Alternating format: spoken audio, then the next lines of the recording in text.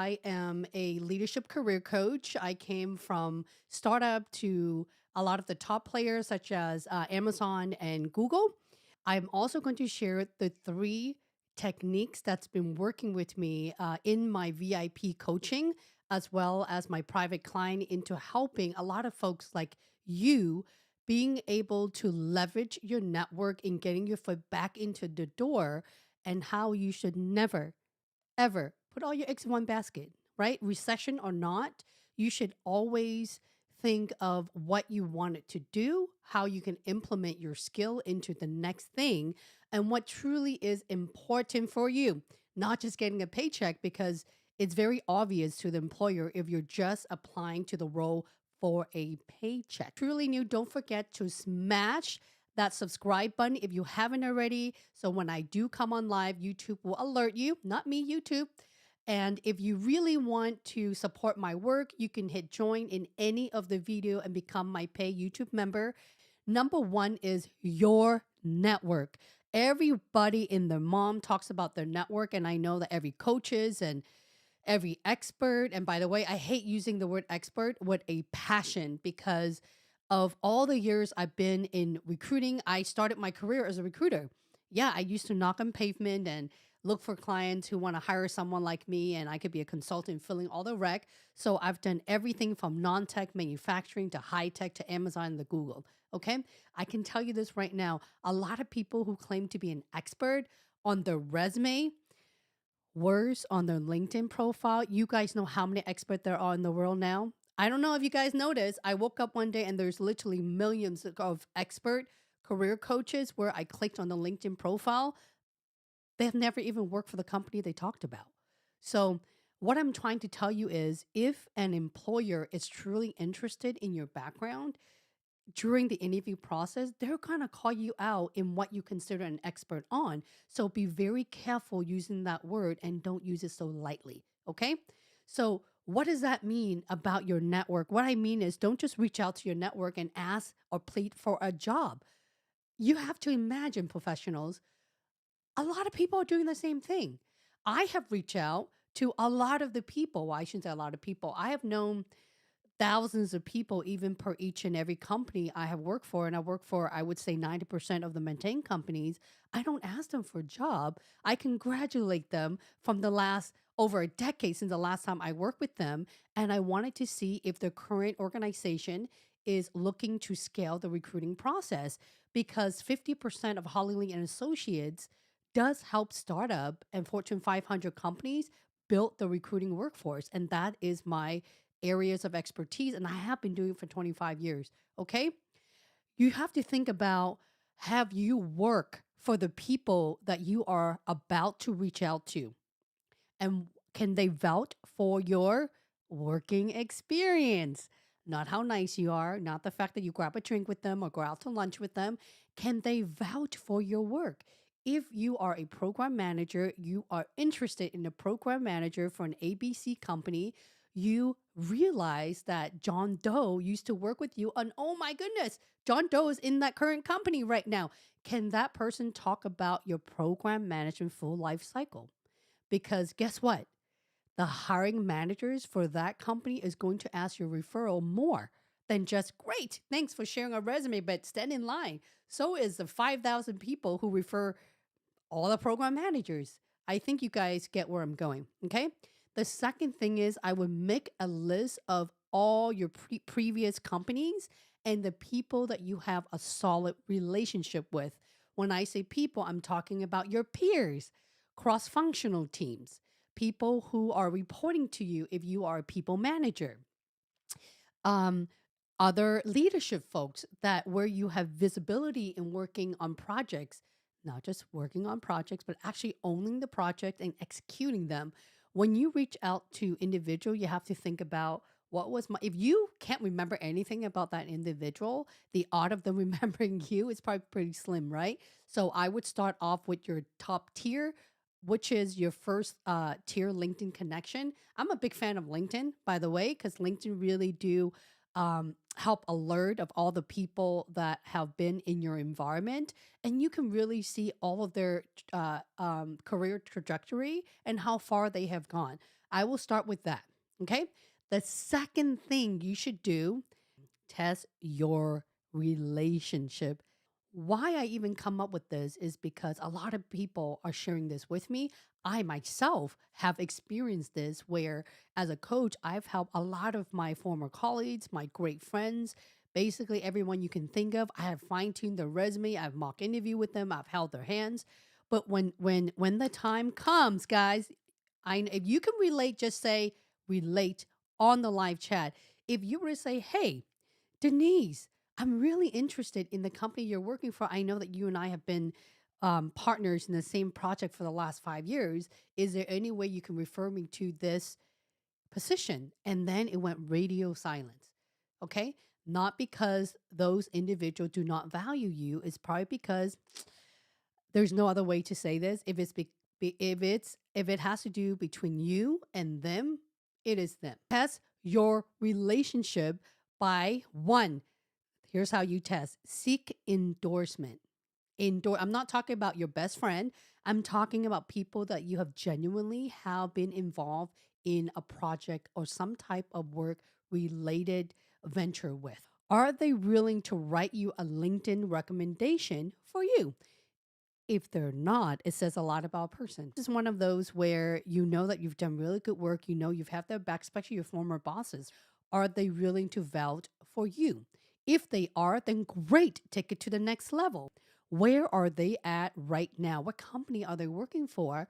And before you reach out to anybody at all asking for favors, do yourself a little favor. Take 5 minutes and Google that organization to see if they have open opportunities. If they do, great. Now you can tie that into your message. Okay? You can tie that into your message. If you guys are interested to learn about my messaging and networking strategies, I do teach that inside of VIP coaching. You're interested to learn more, you can go ahead and click the link in the live chat right now to learn more, or feel free to reach out to me via LinkedIn. Okay. The third things I have to share with you guys is your relentless effort. Why am I saying this? Because every day I have a lot of marketer, a lot of, I don't even know whom, CEO founders who wants me to be anywhere from, paying speaking engagement where I have to actually pay them a fee, or being part of their book where I have to pay them a fee for that as well. So there's no value to me whatsoever. So why am I responding to those individuals? You guys know that my goal is to provide the right tools, resources to help you not only land a job interview, but to ace your job interview with your employer of choice for you to elevate in your career. But when you're reaching out to me and right off the bat, I have no clue who you are. You want me to refer you to the AWS recruiter. I have no clue who you are. So if you think about my number one tip, which is leveraging your network, who can support the work that you've done, people are not going to refer you when they know nothing about your background. Relentless effort, meaning don't just apply to the job. It does not work. Aerospace, as an example, defense, yeah, as an example, depending on what, right? If you're an astronaut, oh my God, of course, apply to a job until the cow comes home. But if you're like everyone else, just a working corporate America, you can't just apply to a job and expect to see results and keep on doing the same routine and nothing has changed. Reach out to recruiter asking for a favor because everyone is doing the same thing. Lastly, these are just my three don't. Don't apply to jobs, don't reach out to recruiters, and don't think that your friends will help you. I know it's very harsh, guys. Don't think for a second by reaching out to your friend, they will help you, because it's not that they have a lot of people reaching out to them. It's just that I'm only saying this from my professional experience in being in corporate America for a very long time, guys. I'm not talking about working for the big tech companies. I'm talking about even when I was in startup. Even I started my career in staffing agency. I used to hire a landscaper when I was 21 years old. Yeah, I started really back in the days, okay, before even tech emerges, even before Google.com was even alive. So that's what I did. I can tell you that through all of my experience, and I know a lot of you guys are relatable, you have to put in one, a relentless effort in leveraging your network. in really finding something, at least anything at all in common with your network for them to consider responding to you. But guess what? The people who remembers your tremendous effort in the same work environment, they will help you. They can because they're good human being. They're not gaining anything from return. They know that they trust the work that you do and they will want to see you succeed. So find those people. Find your people. Okay. Number two, what you've learned is testing those relationship. Testing those relationship meaning ask them for an endorsement. Ask them to, and when you ask for endorsement, by the way, this is a very important key point here.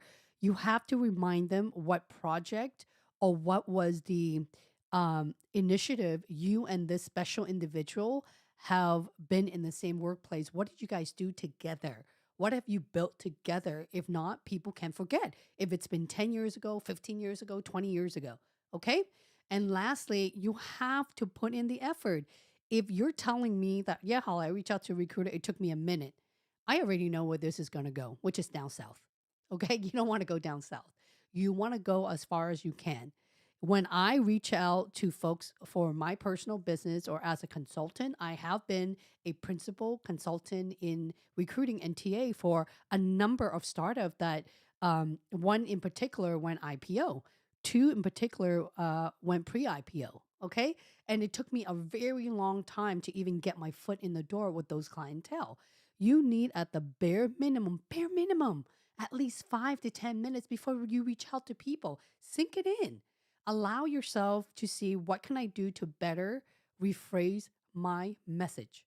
Okay? Well, there you have it. Those are my three strike to help you get there. I know that many of you are only coming to me for Amazon, and that is not true. I am your coach for everything. Do you prep interview coaching? I have my VIP coaching is the entire career transition. It's tailoring around your needs. It's very, very specific. That is probably what I'm known for the most is VIP coaching. But at the same time, as mentioned, 50% of my business is working with corporate. Okay. So I still hear the buzz, what is going on inside these startups and not just Amazon. I know that Amazon is still the main workforce that's hiring like crazy. What are you guys hearing in the market? Do you hear that companies are getting laid off? Do I believe that the job market is frozen? Is a catch 22 because I don't think anyone can foresee what is going on. I pay attention to the stock market and how things are moving. Once I see the stock going down, that means, oh, okay, well, there's probably going to be more layoff coming up. And I don't know if the real estate market's going to improve anytime soon or the interest rate, right?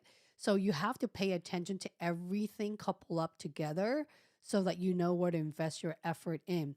Autonomous vehicle.